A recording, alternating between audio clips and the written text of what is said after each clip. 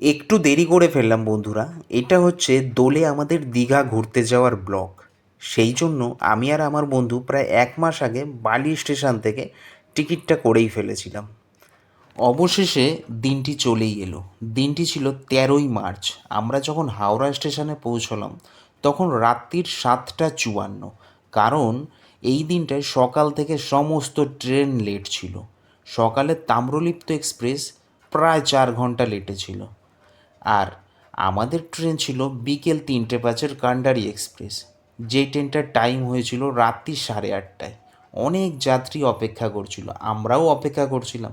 অনেক যাত্রী তো রেগেই ফায়ার হয়ে যাচ্ছিল। অবশেষে আমাদের ট্রেন পৌঁছলো। আমরা ট্রেনে উঠলাম। ট্রেনে উঠে ভীষণ খিদাও পেয়ে গেছিল সবার। সবার উদ্দেশ্যে আমি বলবো, ট্রেনের খাবার কিন্তু কেউ খেও না। অবশ্যই বাড়ি থেকে তৈরি করে খাবার নিয়ে যাও, এতে খেয়ে অনেক শান্তি পাবে।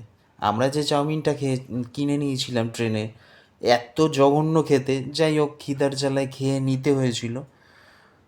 ট্রেনটি লেট থাকলেও ট্রেনটা কিন্তু খুব ফাস্ট ট্রেনে ছিল।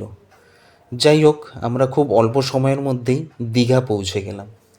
আমরা যখন দীঘা পৌঁছলাম প্রায় রাত্রির 12:30। দীঘা স্টেশনে নামার পর আমাদের কিন্তু খুব একটা চিন্তা করতে হয়নি, কারণ 1 মাস আগে আমরা হোটেলটাও বুক করে রেখেছিলাম।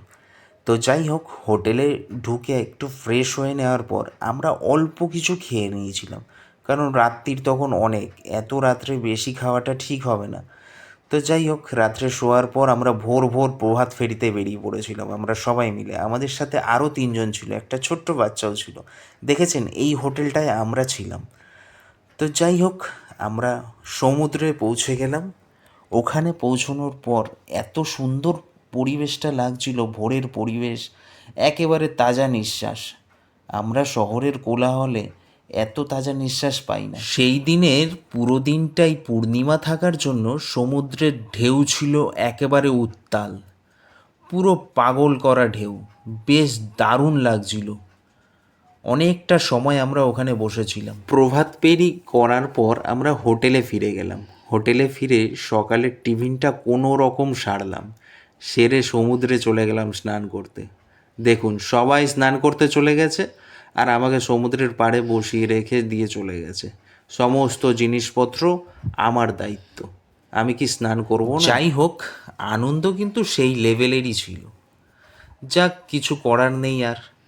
তো দোলে আর কারা কারা দীঘায় এসেছিলেন অবশ্যই কমেন্ট করে কিন্তু জানাবেন।